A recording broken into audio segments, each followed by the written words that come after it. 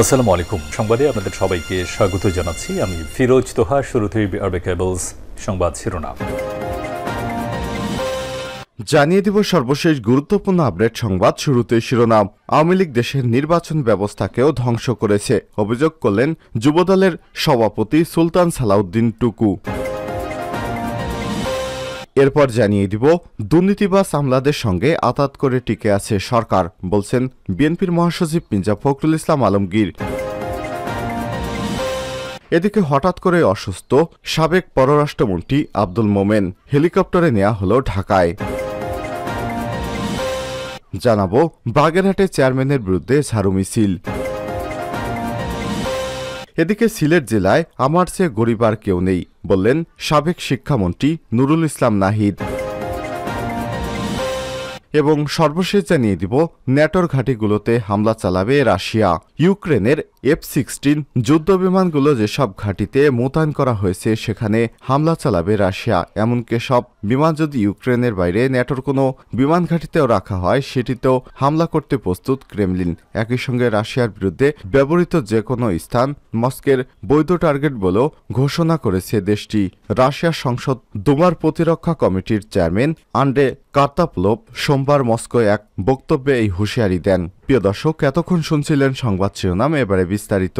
তবে তার আগে বন্ধুরা, আপনি কোন স্থান থেকে আমাদের সংবাদটি দেখছেন কমেন্ট করে জানিয়ে দিন এই সংবাদ সম্পর্কে আপনার মূল্যবান মতামত। প্রিয় দর্শক, আপনি যদি আমাদের চ্যানেলে নতুন হয়ে থাকেন, ভিডিওটি দেখতে দেখতে চ্যানেলটি সাবস্ক্রাইব করে রাখুন, যাতে করে আমাদের লেটেস্ট আপডেট সংবাদগুলো সবার আগে আপনার কাছে পৌঁছে যায়। এবারে বিস্তারিত।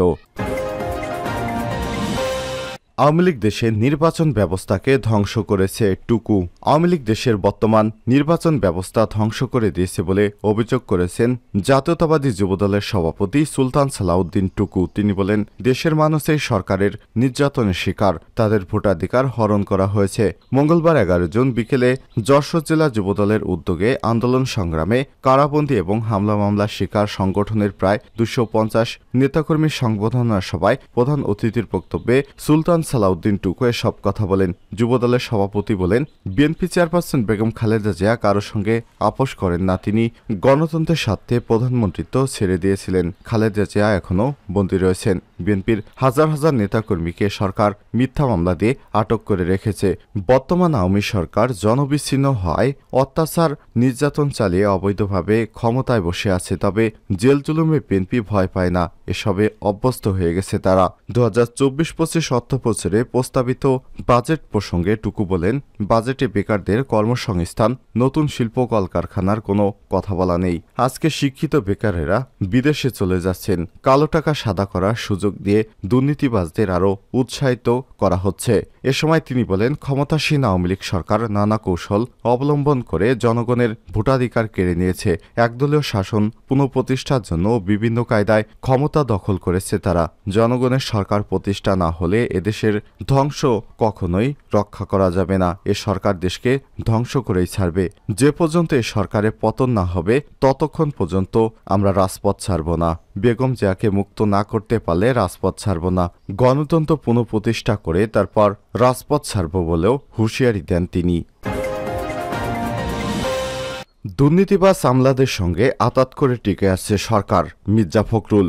বিএনপির মহাসচিব মির্জা ফখরুল ইসলাম আলমগীর বলেছেন, বর্তমান দেশে কোনো গণতান্ত্রিক সরকার নেই, এটা হচ্ছে আজিজ বেনজিরের সরকার। আওয়ামী লীগ কোনো রাজনৈতিক প্রতিষ্ঠান নয়, তারা চরমভাবে ব্যর্থ এবং দেউলিয়া হয়ে গেছে। তাই সম্পূর্ণভাবে দুর্নীতিবাজ আমলাদের উপর এবং কর্মচারীদের সঙ্গে আঁতাত করে টিকে রয়েছে সরকার। মঙ্গলবার 11 জুন সন্ধ্যায় ঢাকার মানিকগঞ্জ সদর উপজেলার গিল্ড এলাকার মুন্নু সিটিতে শহীদ রাষ্ট্রপতি জিয়াউর রহমানের 43তম শাহাদাত বার্ষিকী উপলক্ষে বিএনপির ঢাকা বিভাগ আয়োজিত সেমিনারে তিনি এসব কথা বলেন। মির্জা ফখরুল বলেন, শহীদ জিয়াউর রহমান গণতান্ত্রিক আকাঙ্ক্ষা, বহুদলীয় গণতান্ত্রিক প্রতিষ্ঠান নীতি প্রতিষ্ঠা করেছিলেন। মানুষকে কথা বলার স্বাধীনতা এবং সংবাদপত্রকে মুক্ত করে দিয়েছিলেন।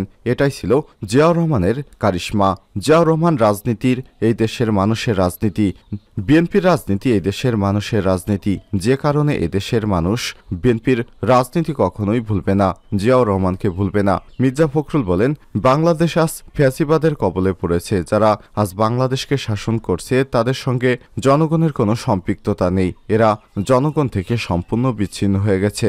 আওয়ামী লীগ সরকার উন্নয়নের নামে মেগা প্রকল্প তৈরি করে মেগা দুর্নীতি করছে বলে অভিযোগ করেন তিনি। আওয়ামী লীগ বেনজির আর আজিজে জন্ম দিয়েছে, দেশের অর্থনীতিকে দ্রুত গতিতে রসাতলে ঠেলে দিচ্ছে, যে কারণে তাদের পাতানো নির্বাচন জনগণ প্রত্যাখ্যান করেছে। এ সময় বিএনপির জাতীয় নির্বাহী কমিটির সদস্য ঢাকা বিভাগের সাংগঠনিক সম্পাদক অ্যাডভোকেট আব্দুস সালাম আজাদের সভাপতিত্বে মূল প্রবন্ধ উপস্থাপন করেন জাহাঙ্গীরনগর বিশ্ববিদ্যালয়ের অধ্যাপক মোহাম্মদ জামাল উদ্দিন। এতে বক্তব্য রাখেন বিশিষ্ট রাষ্ট্রবিজ্ঞানী এবং রাজনৈতিক বিশ্লেষক অধ্যাপক ডক্টর দিলারা চৌধুরী, ঢাকা বিশ্ববিদ্যালয়ের সাবেক শিক্ষক অধ্যাপক ডক্টর আজমেরি ইসলাম সহ বিভিন্ন পর্যায়ের নেতৃত্ববৃন্দ।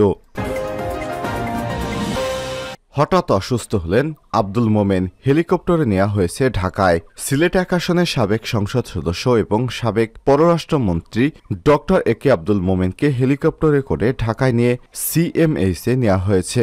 মঙ্গলবার 11 জুন সন্ধ্যা 5:45টার দিকে তাকে হেলিকপ্টারে করে ঢাকায় নেওয়া হয়। এর আগে দুপুর 2টার দিকে সিলেট সদর উপজেলা পরিষদ সভায় অসুস্থ হয়ে পড়েন তিনি। তাৎক্ষণিক তাকে সিলেট সিএমএইচে ভর্তি করা হয়। বাগেরহাটের চেয়ারম্যানের বিরুদ্ধে ঝাড়ু মিছিল। বাগেরহাটে মোড়লগঞ্জে এক ইউপি চেয়ারম্যানের বিরুদ্ধে ঝাড়ু মিছিল করেছে স্থানীয় শত শত ক্ষুদ্র জনতা। মঙ্গলবার 11 জুন বিকেল 6টার দিকে মোড়লগঞ্জের খাউলিয়া ইউনিয়নের চেয়ারম্যান মাস্টার সাইদুর রহমানের বিরুদ্ধে সন্ন্যাসী বাজার এলাকায় এই মিছিল হয়। মিছিলের সামনে ঝাড়ু হাতে ছিলেন নারীরা। মিছিলে নেতৃত্ব দেন ইউনিয়ন আওয়ামী লীগের প্রচার সম্পাদক মোহাম্মদ দেলোয়ার হোসেন ফকির। মাস্টার সাইদুর রহমান 2021 সালের নভেম্বর মাসে অনুষ্ঠিত নির্বাচনে নৌকা প্রতীক নিয়ে চেয়ারম্যান নির্বাচিত হয়েছেন। চেয়ারম্যানের দুর্নীতি এবং স্বেচ্ছাচারিতার প্রতিবাদে এই মিছিল হয় বলে দাবি করছে দেলোয়ার হোসেন ফকির। তিনি বলেন, বিধবা ভাতা কার্ডের বিনিময়ে টাকা আদায়, ভিজিএফ এবং জেলে কার্ডের বিনিময়ে টাকা আদায় ও জন্ম নিবন্ধন কার্ডের বিনিময়ে 300 করে টাকা আদায় সহ সকল ধরনের সেবামূলক কাজে দুর্নীতির প্রতিবাদে ক্ষুব্ধ এলাকাবাসী ঝাড়ু মিছিল করেছে। এ বিষয়ে union chairman master Saidur Rahman জানান, একটি মহল তার বিরুদ্ধে ষড়যন্ত্র করেছে। গত রোববার 9 জুন অনুষ্ঠিত উপজেলা পরিষদ নির্বাচনের পরে বিজয়ী প্রার্থীর লোকেরা পরাজিত প্রার্থীর 30 থেকে 40 কর্মীকে মারপিট করেছে। ওই ঘটনা ধামাচাপা দেওয়ার জন্য কিছু লোক আস্থার বিরুদ্ধে মিছিল করেছে। সিলেট জেলায় আমার চেয়ে গরিব আর কেউ নেই, সাবেক শিক্ষামন্ত্রী নুরুল ইসলাম নাহিদ বলেছেন, দেশের বেসামরিক অর্থাৎ সাধারণ মানুষ এখনও রাস্তায় বের হলে আমাকে চিনে ফেলে। গত পরশু ফার্মগেটে ফুটপাত দিয়ে হাঁটছিলাম, তখন এক তরকারি বিক্রেতা এগিয়ে আসে। তিনি বলেন, স্যার, আপনি মন্ত্রণালয় ছাড়ার পর দেশে লেখাপড়া হচ্ছে না, আমাদের সন্তানেরা ভালো পড়াশোনা করতে পারছে না। অনেকেই আমাকে এটা বলে। ব্যাপারটা যেন এমন আমি ইচ্ছে করেই মন্ত্রণালয় ছেড়েছি, আবার চাইলে আসতে পারবো।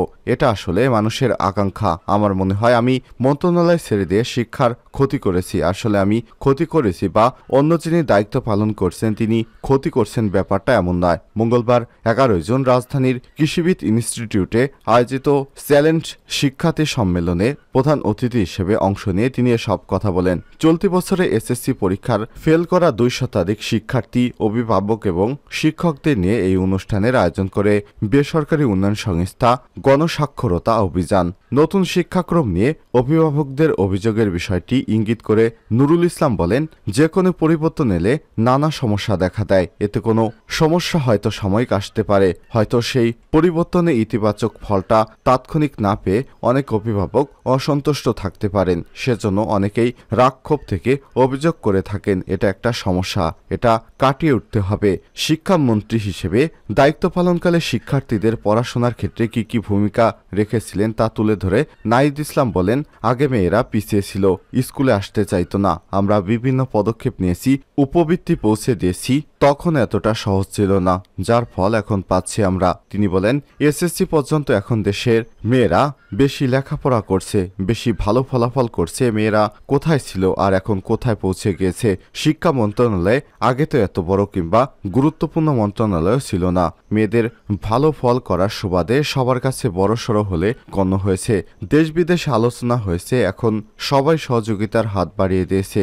এর আগে এত গুরুত্ব পেত না। তার বক্তব্যের আগে সাংস্কৃতিক নাসিরুদ্দিন ইউসুফ বাচ্চু বলেন, 29 লাখ প্রতিবন্ধীকে মাসে 1000 টাকা করে সরকার দিচ্ছে, কিন্তু সেই টাকাটা তারা পায় না, তাদের বাবা বা চাচারা খরচ করে ফেলে। আমরা যখনই কোনো প্রতিবন্ধীকে জিজ্ঞাসা করছি তোমার সবচেয়ে কাছের কে, সে বলছে তার মা, কিন্তু এই মায়ের কাছে কোনো টাকা যায় না। বিষয়টি উল্লেখ করে নুরুল ইসলাম নাহিদ বলেন, আমি যখন মন্ত্রী হিসেবে দায়িত্ব পালন করছিলাম তখন মায়েদের মোবাইলে উপবৃত্তির টাকা পাঠানোর ব্যবস্থা করেছি।